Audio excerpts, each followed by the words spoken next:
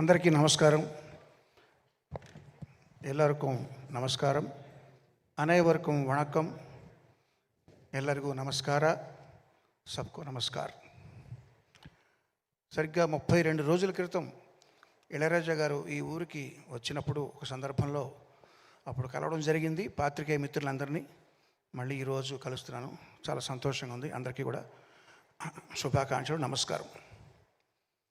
హరిహర వీరమల్లు అనే ఈ సినిమా సరిగ్గా 5.5 సంవత్సరాల క్రితం నా జర్నీ రాధాకృష్ణ గారితో మొదలైంది. ఇప్పుడు జ్యోతికృష్ణతో పూర్తవుతుంది. సో నేను చాలామంది డైరెక్టర్లతో పనిచేశాను జ్యోతి. సో చాలా తక్కువ మందిలో నేను చూసింది ఏంటంటే క్విక్గా డెసిషన్ తీసుకోవడం, అందులో వేవరింగ్ లేకపోవడం, ఒకసారి డెసిషన్ తీసుకున్న తర్వాత దానికి కట్టుబడి ఉండడం. అది చాలా డైరెక్టర్స్లో నేను చూసిన అరుదైన quality.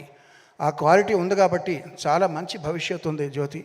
All the best Jyoti. Thank you very much for continuing journey with మీ.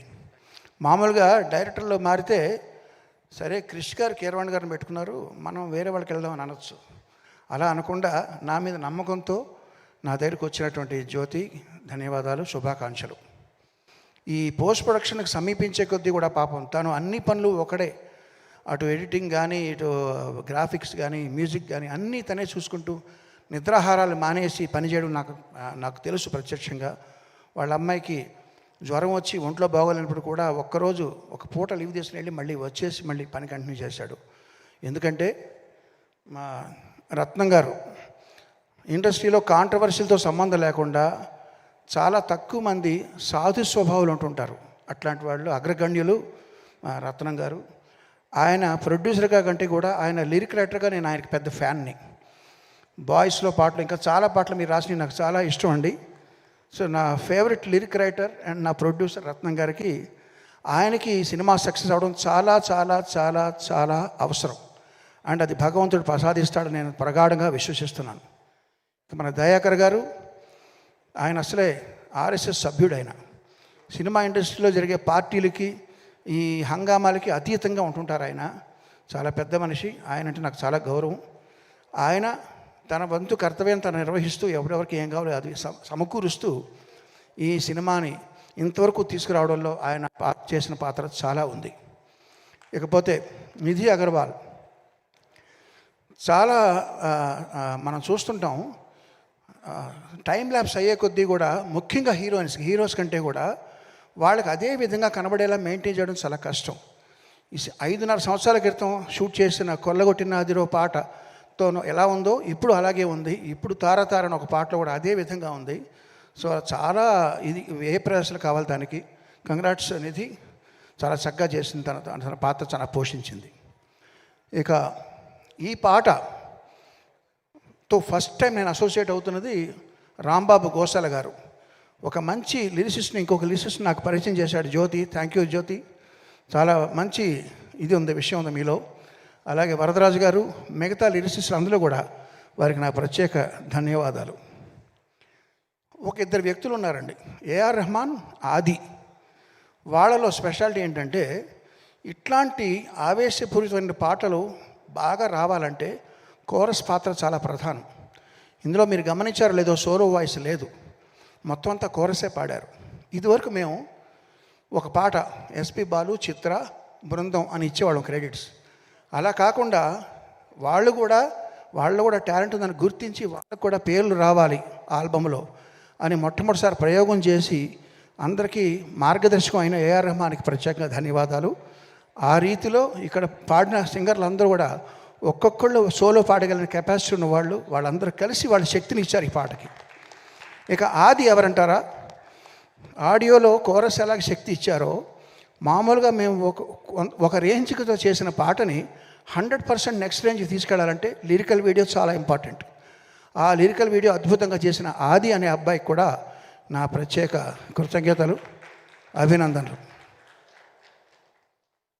అందరి గురించి మాట్లాడాను. ఇప్పుడు పవర్ స్టార్ పవన్ కళ్యాణ్ గారు, ఆయన మీరందరూ ప్రేమగా పవర్ స్టార్ అంటే నేను అనేది ఏంటంటే ఆయన మూర్తీభవించిన ధర్మాగ్రహం. ఆగ్రహం వేరు, ధర్మాగ్రహం వేరు. ఆగ్రహం మన అందరికీ వస్తుంది. మనల్ని ఎవరో పర్సనల్గా తిట్టినా, లేకపోతే మనకేదో అనుకున్నది జరగకపోయినా, మనం ట్రాఫిక్ జామ్లు ఇరుక్కున్నా, ఇవన్నీ ఆగ్రహం మన ప్రతి వాళ్ళకి వచ్చేది.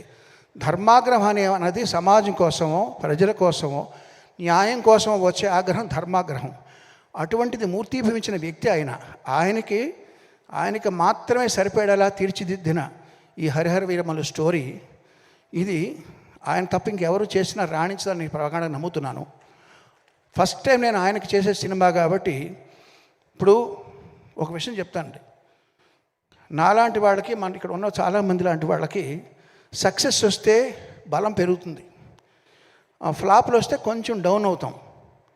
అంటే ఏంటి, మన చలిమంట కాచుకున్నప్పుడు వాన పడితే ఆ మంట ఆరిపోద్ది, లేదా దాంట్లో కొంచెం పెట్రోలో లేదా కట్టెలో వేస్తే కొంచెం మంట పెరుగుతుంది. ఇలాగా జయాపజయాలతో సంబంధం లేకుండా దూసిపోయే కార్చిచ్చే పవన్ కళ్యాణ్.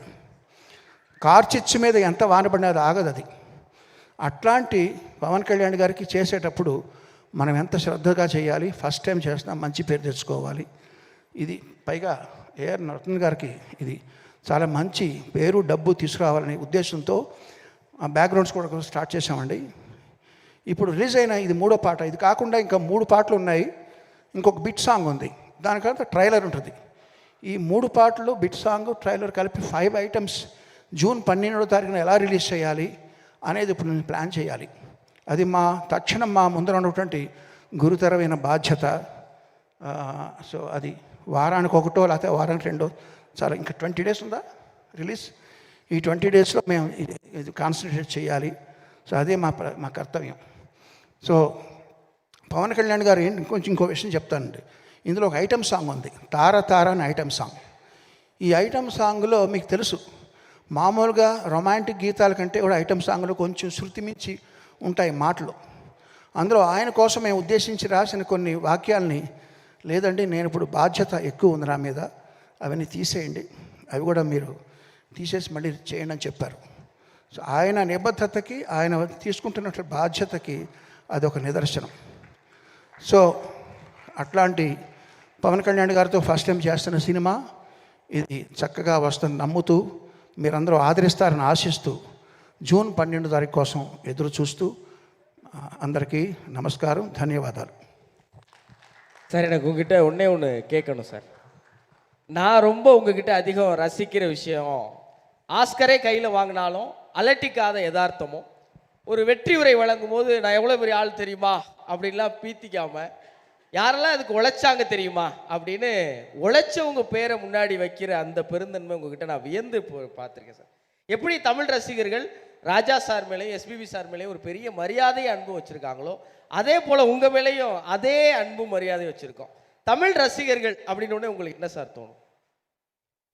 நீங்கள் கேட்டது எனக்கு சரியாக புரியல, ப்ரீஃபாக கேளுங்க. எங்கள் தமிழ் ரசிகர்கள் ராஜா சார் மேலேயும் எஸ்பிபி சார் மேலேயும் எவ்வளவு மதிப்பும் அன்பும் வச்சுருக்கோமோ, அதே அன்பு மதிப்பும் கீரவாணி சார் மேலே வச்சிருக்கோம். ரொம்ப நன்றி.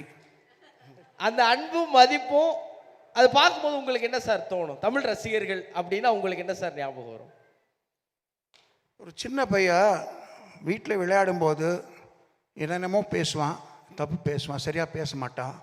அவங்க வாய்க்கு வளர்ந்ததெல்லாம் பேசுவான், கைக்கு வந்ததெல்லாம் தொடுவான், சாப்பிட ட்ரை பண்ணுவான். அது எல்லாம் பெரியவருக்கு எப்படி தோணும்? ஓ நல்லா இருக்கே, ரொம்ப ரொம்ப செல்லமாக பாசமாக பார்த்துட்டு இருப்பாங்க. அதெல்லாம் தப்பு நினைக்க மாட்டாங்க. அப்படி தான் நான் நினைக்கிறேன். இந்த யதார்த்தமும் எளிமையும் தான் சார் உங்கள் மேலே எப்போதும் நாங்கள் அதிகமாக அன்பும் நேசம் வச்சுருக்கிறதுக்கு காரணம். நன்றி సార్. ரொம்ப நன்றி. చివరిగా ఒక మాట చెప్తానండి.